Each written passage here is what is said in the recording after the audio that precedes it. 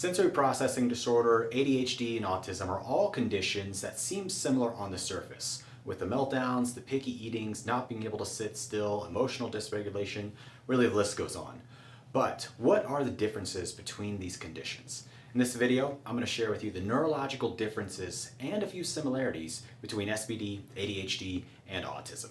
Hey, I'm Dr. Sam McDonald. I'm a brain health expert, and this channel is dedicated to helping you rewire your brain so that you can live a better life. If you love this content, make sure to like and subscribe so you get the notifications for each week's new video. So between autism, SPD, and ADHD, there actually can be a ton of overlap, and even there can be multiple different conditions happening at the same time. So you can have a kiddo who's got autism and ADHD, or ADHD and SPD, or potentially all three. And that's because they're all going to affect different parts of the brain. So beginning with SPD, when we're looking at sensory processing disorder, it's really a problem of the body's and brain connection. So the brain really is not able to feel the body, so to speak, in the way that it should. Meaning that if a kiddo's trying to put on socks or shoes, instead of maybe the sock feeling really soft and comfortable, they're really feeling that sock as scratchy or maybe even painful, or like a burning sensation or something like that. The example that we give a lot to our parents in the office is it's like their brain, instead of it hearing the classical music or the nice chill environment that it's in, it's jamming out to Metallica.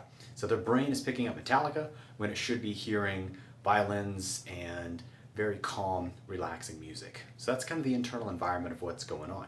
And that really lives a lot in two different parts of the brain. One is going to be in the cerebellum, so the brain's ability to coordinate movements both internally and externally, but also really primarily up in the back part of the brain here called the parietal lobe.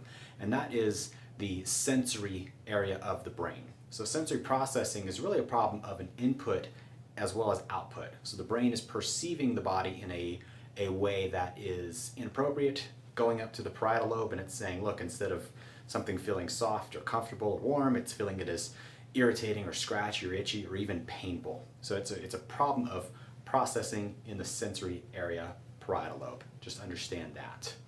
It can also be a problem in the part of the brain that's called the thalamus, which really is a problem for gating information to the brain. And this is where you can get the different sort of presentations of this problem, meaning that the sensory seekers, where they're not getting enough stimulation to the brain, so they need the weighted blankets, the vibration and the bouncing and the real tight hugs and stuff like that. They need more of that because their brain is not getting enough.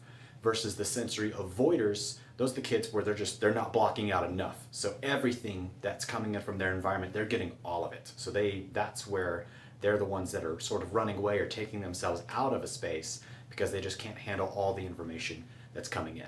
So with ADHD, we typically see that as more of a problem with the right hemisphere. So if you look at the brain, you can split it up between a left side and a right side, hence the picture behind me. But ADHD is typically going to be a problem with what we call an underactive right hemisphere, or you can get to that same destination by having what's called an excessive amount of slow wave frequencies in the right side of the brain. So if we're looking at the brain in this functional disconnection kind of model, we can see that if the left brain is maybe activated too much, it's running too fast. The example we give is if you have the left brain running at 5G and the right brain is running at dial-up, that's a problem because it's not going to share information in the way that it's supposed to, and it's not going to be functioning in that equal level where the brain's getting information back and forth at the same rate. So if there's an inability to function at the same speeds in the right side of the brain, we'll see that with kiddos with ADHD, and that's also why you're going to have the problems of attention, because all but one of our attention networks exists on the right side of the brain, especially that long-term, sustained, non-reward driven attention, like sitting in a classroom and listening to a teacher and trying to find those important pieces of information. That's going to be all right side, versus the short-term reward driven networks like being on your phone, checking your emails, or even video games. All that is very much going to be a left side brain activity. And so with those excessive slow wave frequencies, those are looking at our brain waves. Again, if you break brain waves down into 4 parts, you have beta, which is your active, awake, and alert part of your brain. Alpha is your awake but focused. Theta is light sleep and deep relaxation.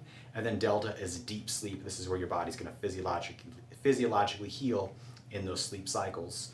So we'll typically see with kiddos with ADHD those excessive slow waves, the thetas and low alpha type ranges in parts of the brain where they need more beta. So these kids are actually what we call more under-aroused in their neurological state versus being way too overexcited, which is what people would think because they're fidgety and they can't seem to sit still. And the reason they're doing that is because their brain needs some kind of input, otherwise they're literally going to fall asleep on the table. So that's why they're the fidgety kid that can't sit still, because the brain is just on the verge of typically falling asleep, hence the ability to focus as well.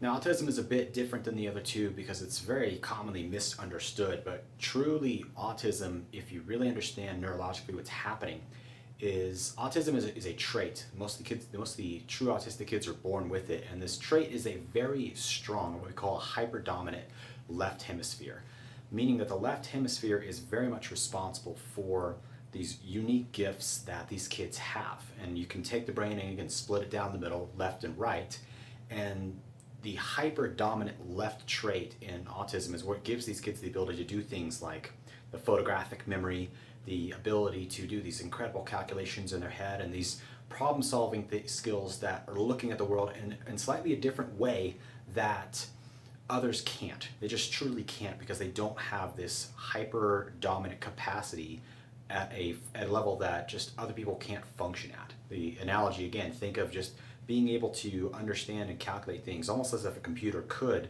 and breaking these problems down and understanding how all these parts and pieces fit together, and the ability to not be able to do that. I mean, it's like being able to look at a puzzle and all these pieces, if they're turned over or whatever else, seeing that and instantly know how that puzzle is going to be put together. It's kind of how the autistic trait in the brain works. My favorite example is the one young man who they brought him up and showed him the entire New York skyline, and I think it's like a second or 5 seconds, and then, okay, now draw it. And he was able to draw in vivid detail the entire New York skyline. Like that's a really strong example of what this is about, because their brains just capture so much information and retain that, versus the majority of us just don't. We don't have that trait.